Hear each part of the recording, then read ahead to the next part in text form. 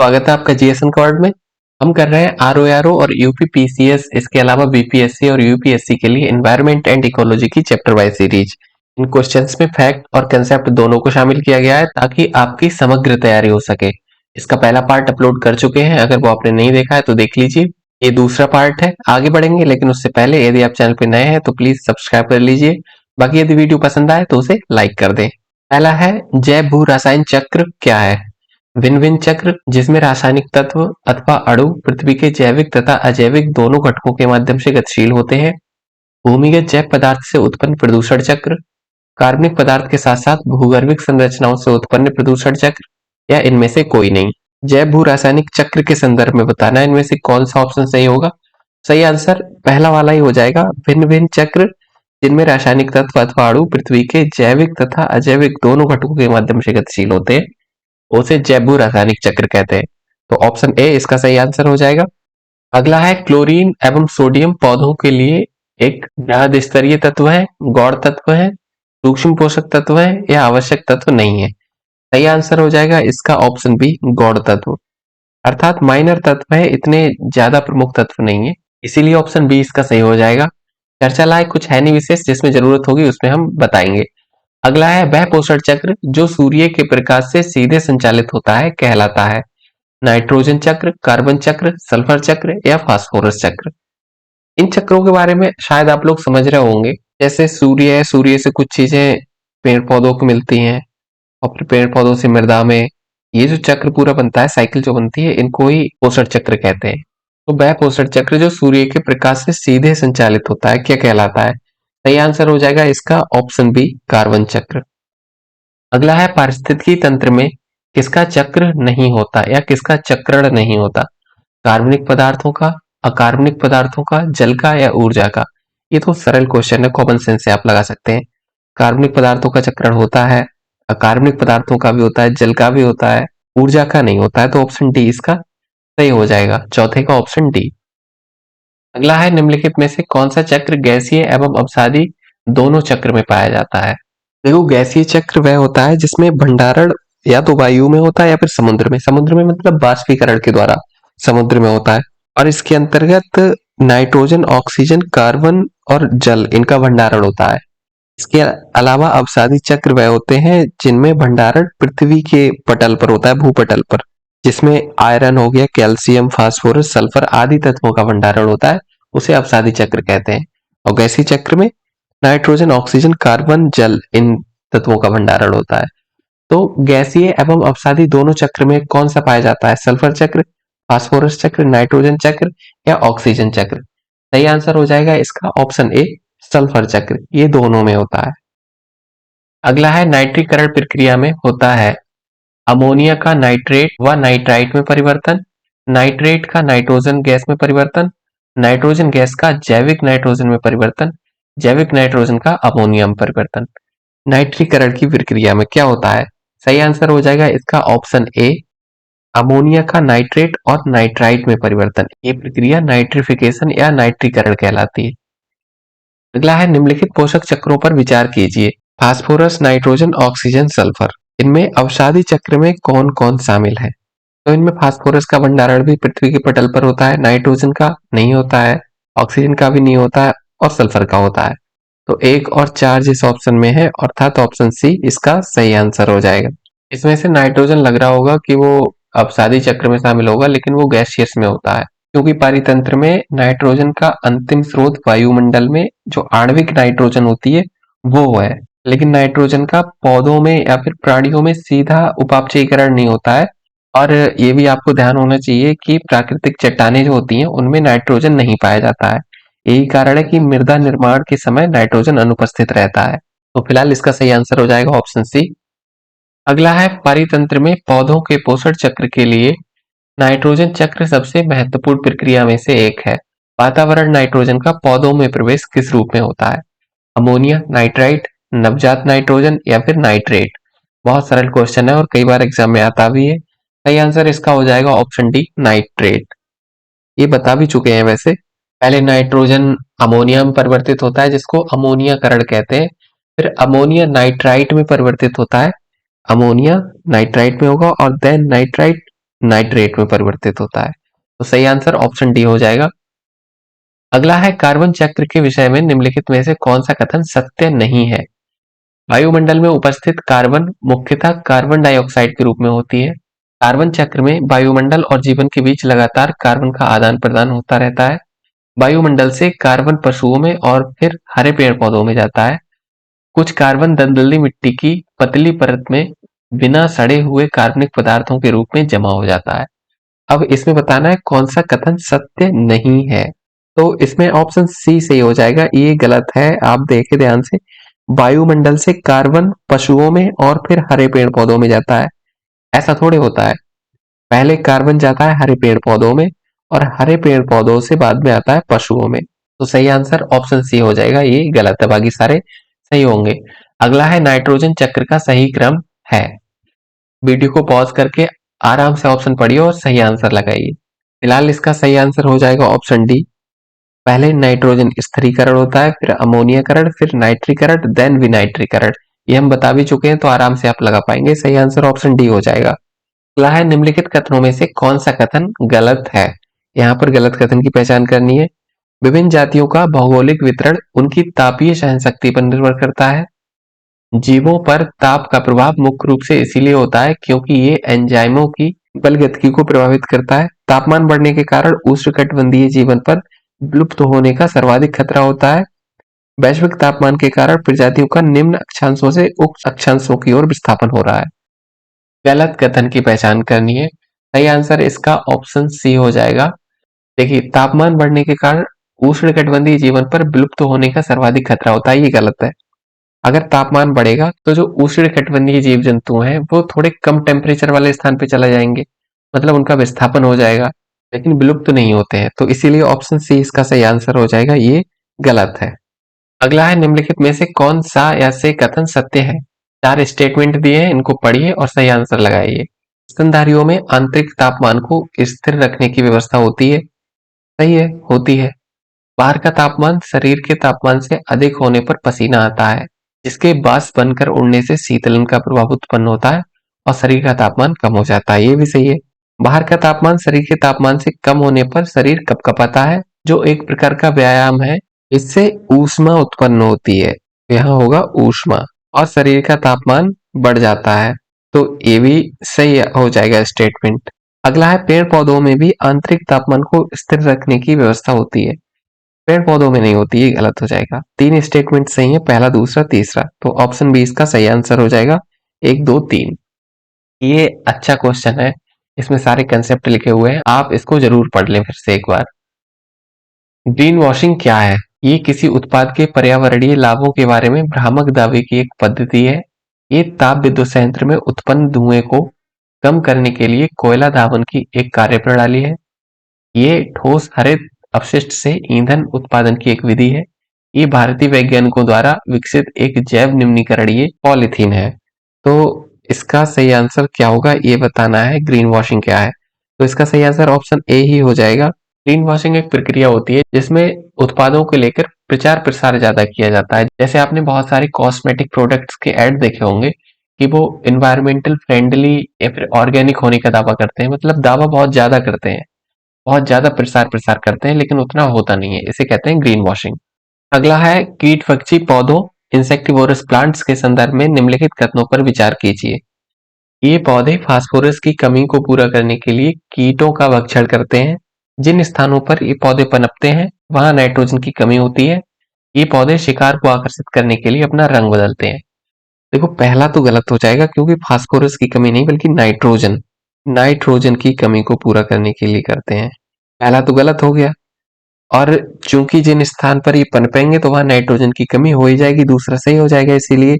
और ये शिकार को आकर्षित करने के लिए अपना रंग बदलते हैं, ये भी सही हो जाएगा। तो 2 और 3 सही हो जाएंगे, अर्थात ऑप्शन डी इसका सही आंसर हो जाएगा। अगला है इको मार्क के संदर्भ में निम्न कथनों में से कौन सा या से सही है। इको मार्क, ये क्वेश्चन बहुत आता है। 2 स्टेटमेंट है। ये पर्यावरण अनुकूल उपभोक्ता उत्पादों को मान्यता प्रदान करने हेतु उद्योग प्रायोजित एक गैर सरकारी योजना है। ये पूरा स्टेटमेंट लगभग सही है, लेकिन लास्ट में जो गैर सरकारी कर दिया है ये गलत हो जाएगा। गैर सरकारी नहीं बल्कि एक सरकारी योजना है, तो इसीलिए ये स्टेटमेंट गलत हो गया।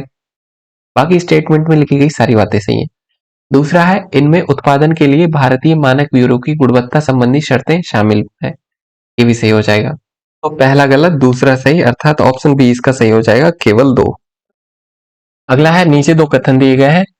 एक को कथन ए, दूसरे को कारण आर कहा गया है। अब कथन कारण पढ़ने हैं आपको और ऑप्शन बताने हैं कौन से सही होंगे। कथन है, उष्णकटिबंधीय देश में तितलियों की प्रजातियां सर्वाधिक संख्या में पाई जाती हैं। तितलियां कम तापमान में नहीं रह सकती। पहला भी सही है और दूसरा भी सही है और सही व्याख्या भी कर रहा है। देखो, तितलियां उष्णकटिबंधीय देशों में पाई ही इसीलिए जाती हैं सर्वाधिक मात्रा में क्योंकि वह कम तापमान में नहीं रह सकती, क्योंकि ये कोल्ड ब्लडेड होती हैं। इसीलिए ऑप्शन ए इसका सही आंसर हो जाएगा। कथन कारण दोनों सही है और आर ए की सही व्याख्या है। अगला है, निम्नलिखित में से कौन सा एक द्वितीयक प्रदूषक है? Carbon monoxide, nitrogen dioxide, sulphur trioxide या फिर वोलेटाइल ऑर्गेनिक कंपाउंड। प्रदूषक दो तरह के होते हैं, प्राथमिक और द्वितीयक। प्राथमिक वो होते हैं जो प्राकृतिक रूप से पाए जाते हैं या फिर मानवीय क्रियाकलापों द्वारा सीधे रूप में वायु में निष्कासित होते हैं। जैसे ईंधन जलाने से सल्फर डाइऑक्साइड निकलता है, नाइट्रोजन के oxide, carbon dioxide, carbon monoxide, ये सब प्राथमिक है। द्वितीयक या सेकेंडरी कौन से होते हैं? जो सूर्य के विद्युत चुंबकीय विकिरण के प्रभाव में आकर प्राथमिक प्रदूषक से उत्पन्न होते हैं, उन्हें द्वितीयक प्रदूषक कहते हैं। और इनमें शामिल होते हैं जैसे SO3 अर्थात सल्फर ट्राइऑक्साइड, जो सल्फर डाइऑक्साइड से बनता है। इसके अलावा H2SO4, sulphuric acid, nitrogen dioxide के भी कई द्वितीयक प्रदूषक होते हैं, जैसे पैन, जैसे पेरोक्सीएस्टल नाइट्रेट कहते हैं, और स्मॉग अर्थात धूमकोरा, वो सब क्या होते हैं? द्वितीयक प्रदूषक। तो इनमें सही आंसर हो जाएगा ऑप्शन सी, सल्फर ट्राइऑक्साइड। ये सल्फर डाइऑक्साइड का द्वितीयक प्रदूषक है। सही आंसर ऑप्शन सी। आगे है, फ्लाई ऐश के संदर्भ में निम्नलिखित कथनों में से कौन सा गलत है?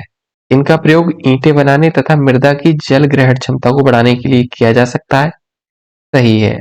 इनमें सीसा, आर्सेनिक, कोबाल्ट, कॉपर जैसी जहरीली धातुओं के कण मौजूद होते हैं। ये भी सही है। इनका उत्सर्जन मुख्य रूप से कोयला आधारित ताप विद्युत नलों से होता है। ये भी सही है। पेड़ पौधों की पत्तियों पर चिपककर ये प्रकाश संश्लेषण की गति में वृद्धि करता है। ये गलत हो जाएगा। प्रकाश संश्लेषण की गति की दर को धीमा कर देता है। अगर कोई पाउडर पेड़ पौधों की पत्तियों पे चिपक जाएगा तो फोटोसिंथेसिस की प्रक्रिया स्लो हो जाती है, बहुत तेज नहीं होती है। तो इसीलिए ऑप्शन डी इसका सही आंसर हो जाएगा। गलत ही पूछा है इसमें। अगला है, नीचे दी गई सूचियों को सुमेलित कीजिए तथा दिए गए कोड का प्रयोग करके सही उत्तर चुनिए। इधर कुछ वायु प्रदूषण दिए हैं और दूसरी तरफ उनके प्रभाव। देखिए, क्लोरोफ्लोरोकार्बन के कारण ओजोन परत का क्षरण होता है, ये तो अधिकांश लोग जानते होंगे, इसीलिए इसको प्रतिबंधित कर दिया गया था। और क्लोरोफ्लोरोकार्बन का यूज कहाँ होता है? एसी में, रेफ्रिजरेटर में, इन सब में।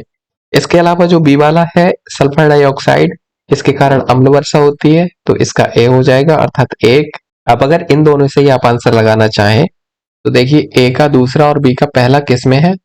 वो है ऑप्शन सी में, तो इसका ऑप्शन सी ही सही आंसर हो जाएगा। अगला है, निम्नलिखित में से किसके संदूषण के कारण ब्लू बेबी सिंड्रोम होता है? ब्लू बेबी सिंड्रोम एक रोग है, जानते होंगे अधिकांश लोग। अब ये किसके कारण होता है?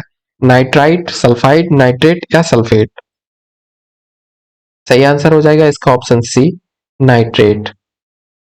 ये क्वेश्चन काफी बार पूछ लेते हैं एग्जाम में, तो आप ध्यान रखेंगे। इसमें केवल रटने लायक चीज है और कुछ है नहीं कंसेप्ट वाली बात। अगला है, निम्नलिखित में से किसको राष्ट्रीय वायु गुणवत्ता सूचकांक के अंतर्गत 8 प्रमुख प्रदूषणकारी तत्वों में शामिल नहीं किया गया है? Carbon monoxide, carbon dioxide, ammonia या सल्फर डाइऑक्साइड?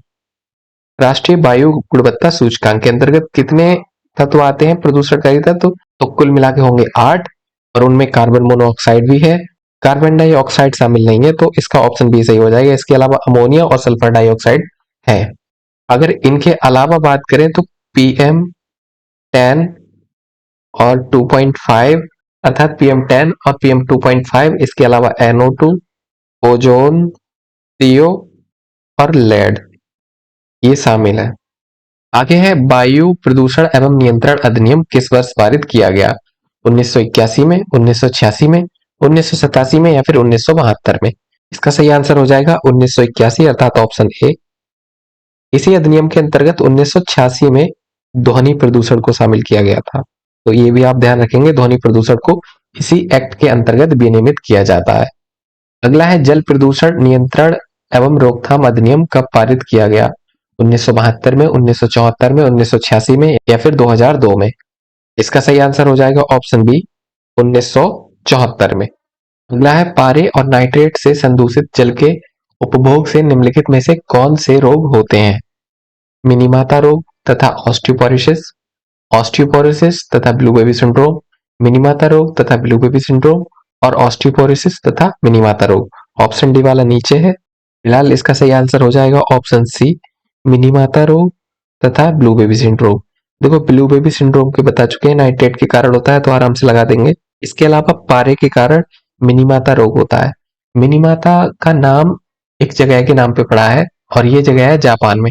जापान में पारे से संदूषित मछलियों को खाने के कारण ये रोग हुआ था, इसीलिए इसका नाम मिनीमाता रोग कर दिया गया। तो ऑप्शन सी इसका सही आंसर हो जाएगा।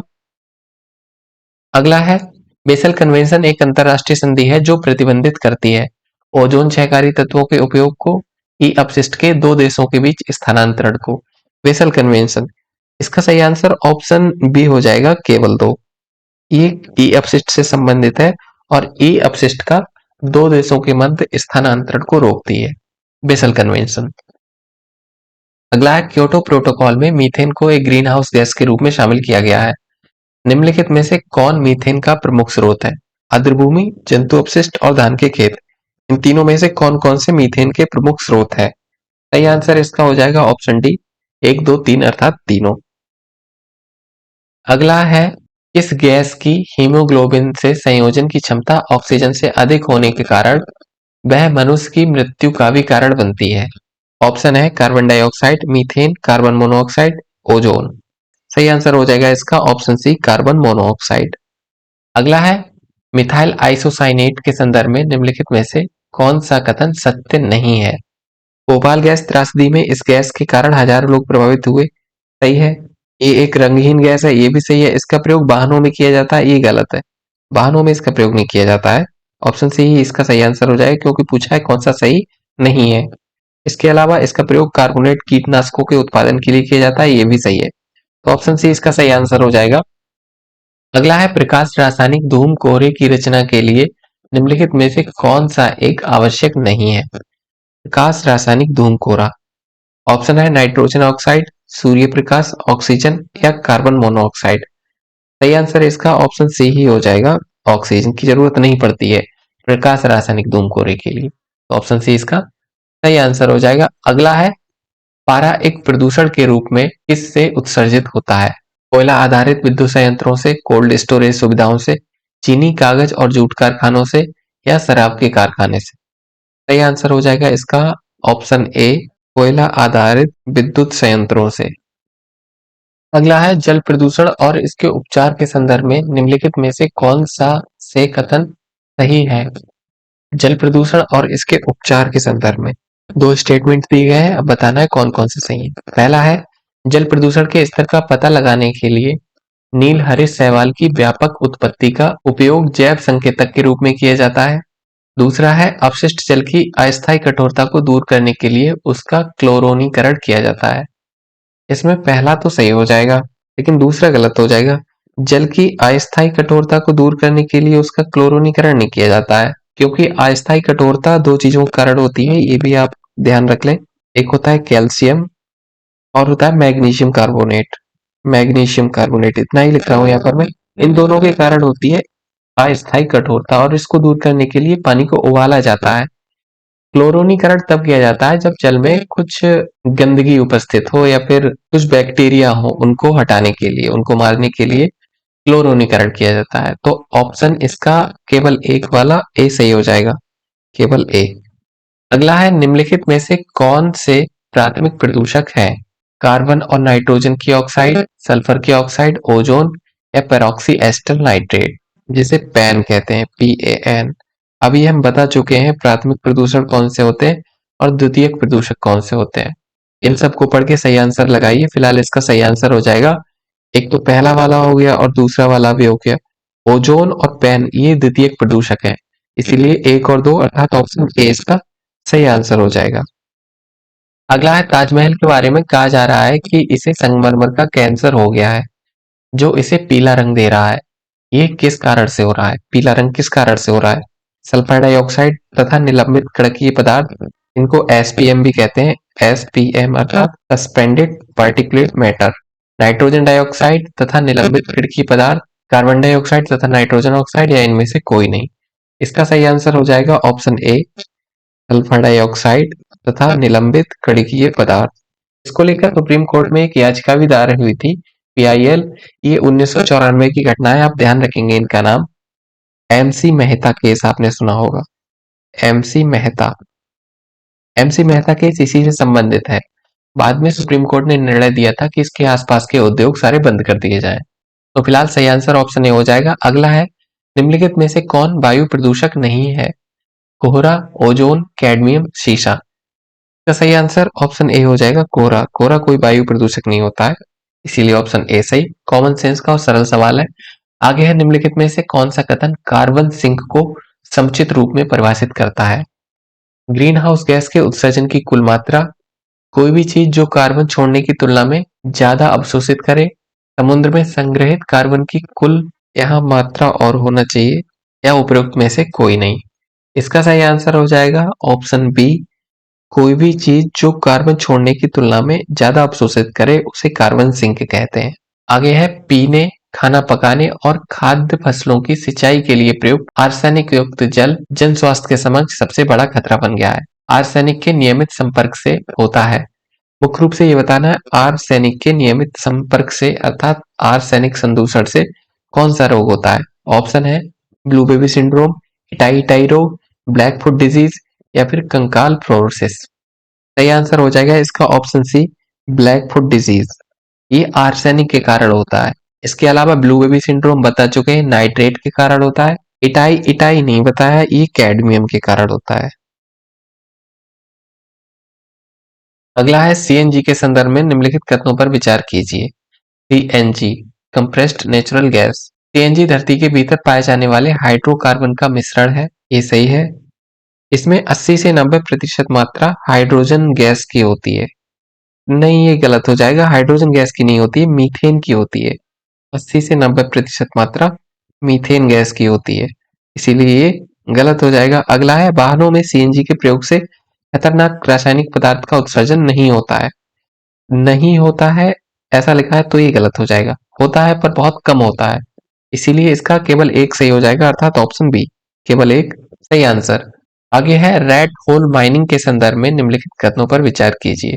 रेड होल माइनिंग, ये शब्द चर्चा में इसीलिए और है क्योंकि उत्तरकाशी में टनल में जो लोग फंस गए हैं मजदूर, उनको निकालने के लिए रेड होल माइनिंग या रेड होल जैसी व्यवस्था को अपनाया जा रहा है, इसीलिए चर्चा में है। तो क्वेश्चन भी इंपॉर्टेंट हो जाता है, पता होना चाहिए। 3 स्टेटमेंट दिए हैं, फिर ऑप्शन है, वीडियो को पॉज करके पढ़िए और आराम से बताइए। पहला है, ये राष्ट्रीय हरित प्राधिकरण द्वारा प्रतिबंधित है, ये सही है, इसे प्रतिबंधित किया गया है। दूसरा है, इसमें पहाड़ी ढलानों पर संकीर्ण सुरंग की खुदाई शामिल है, ये सही है। अगला है, ये श्रमिकों के लिए खनन के सबसे अधिक उत्पादक एवं सुरक्षित तरीकों में से एक है, ये गलत हो जाएगा। अगर सुरक्षित तरीकों में से एक होता तो एनजीटी इसे प्रतिबंधित क्यों करता, इसीलिए तीसरा स्टेटमेंट गलत हो जाएगा। 1 और 2 सही, अर्थात ऑप्शन बी इसका सही आंसर है। अगला है, निम्नलिखित में से किसे भारत का जल पुरुष कहा जाता है? इंडिया का वाटरमैन कौन है? Salim Ali, M S Swaminathan, Rajendra Singh, Chandi Prasad Bhatt. इसका सही आंसर हो जाएगा ऑप्शन सी, राजेंद्र सिंह को जल पुरुष कहा जाता है भारत का, क्योंकि इन्होंने जल संरक्षण के लिए बहुत काम किया है। अगला है, वन्य जीवों के संरक्षण हेतु वन्य जीव अधिनियम 1972 भारत के किस प्रधानमंत्री के कार्यकाल में पारित हुआ था? मोरारजी देसाई, लाल बहादुर शास्त्री, इंदिरा गांधी या चौधरी चरण सिंह। 1972 की बात की जा रही है, तो यहाँ पर इंदिरा गांधी थी इस टाइम, तो ऑप्शन सी इसका सही आंसर हो जाएगा। अगला है, निम्नलिखित में से कौन वाहन प्रदूषण के लिए वैकल्पिक समाधान है? वाहन प्रदूषण के लिए हाइब्रिड वाहन बिल्कुल होगा, जैव डीजल बिल्कुल होगा, सीएनजी ये भी है और मिथेनॉल ये भी है। तो ऑप्शन इसका सभी, अर्थात ऑप्शन डी सही हो जाएगा। 1 2 3 4 ये सभी वाहन प्रदूषण के लिए अल्टरनेट अर्थात वैकल्पिक समाधान है। अगला है, पादप प्लवक की कमी का परिणाम होगा। देखो, पादप प्लवक पृथ्वी पर अधिकांश ऑक्सीजन का निर्माण करते हैं। अब अगर वो नहीं रहेंगे तो क्या होगा, ये बताना है। वातावरण में कार्बन डाइऑक्साइड में वृद्धि हो जाएगी, तो बिल्कुल हो जाएगी। वातावरण में कार्बन डाइऑक्साइड में कमी, ये गलत है। कार्बन चक्र पर कोई प्रभाव नहीं होगा, बिल्कुल पड़ेगा, ये भी गलत हो जाएगा। और जलीय खाद्य संजाल पर कोई प्रभाव नहीं पड़ेगा, ये भी गलत हो जाएगा। तो ऑप्शन ए इसका सही होगा कि वातावरण में कार्बन डाइऑक्साइड में वृद्धि हो जाएगी। अगला है श्वास स्टार और सफल किससे संबंधित है? यहाँ पर ये किससे होगा? बौने ग्रहों से, हरित पटाखों से, अरहर की संकर किस्म से, या सूक्ष्म उद्योगों को प्रदान की जाने वाली ऋण श्रेणियों से। सही आंसर हो जाएगा इसका ऑप्शन बी, हरित पटाखों से। अगला है जल संभर विकास कार्यक्रम के संबंध में निम्नलिखित कदमों पर विचार कीजिए। ये कार्यक्रम बंजर भूमि की उत्पादकता को बढ़ाने के लिए चलाया जा रहा है। सही है। अगला है मरुभूमि विकास कार्यक्रम जल संभर विकास कार्यक्रम का एक घटक है। ये भी सही है। कार्यक्रम का संचालन जल संसाधन विकास मंत्रालय तथा ग्रामीण विकास मंत्रालय द्वारा संयुक्त रूप से किया जा रहा है। ये गलत हो जाएगा क्योंकि ये केवल ग्रामीण विकास मंत्रालय द्वारा किया जा रहा है इसका क्रियान्वयन। जल संसाधन विकास मंत्रालय का इसमें कोई योगदान नहीं है, इसीलिए केवल 1 और 2 सही हो जाएंगे, अर्थात ऑप्शन बी इसका सही आंसर हो जाएगा। अगला है जैविक ऑक्सीजन मांग अर्थात बायोलॉजिकल ऑक्सीजन डिमांड के संदर्भ में निम्नलिखित कथनों पर विचार कीजिए। ये जल में विद्यमान घुलित ऑक्सीजन की मात्रा है। देखो यहाँ पर पूछा जा रहा है जैविक ऑक्सीजन मांग, तो ये जल में विद्यमान घुलित ऑक्सीजन की मात्रा कैसे हो सकती है? इसीलिए पहला वाला स्टेटमेंट तो गलत हो गया। दूसरा है झीलों में होने वाला कृषि संबंधी अपवाह उनके बीओडी में वृद्धि करता है। ये सही हो जाएगा क्योंकि वहां बहुत सारे पोषक तत्व होते हैं, इसीलिए इसका ऑप्शन बी केवल 2 सही आंसर हो जाएगा। बायोलॉजिकल ऑक्सीजन डिमांड के बारे में चर्चा हम पहले भी कर चुके हैं, अगर वो वीडियो आपने नहीं देखी है तो देख लीजिए। फिलहाल इस क्वेश्चन के साथ वीडियो समाप्त। वीडियो कैसी लगी जरूर बताएं, अगर पसंद आई हो तो लाइक कर दें, लोगों में शेयर कर दें, और हाँ यदि चैनल को सब्सक्राइब नहीं किया है तो प्लीज कर लीजिए। बाकी मिलेंगे अगली वीडियो में, तब तक के लिए धन्यवाद।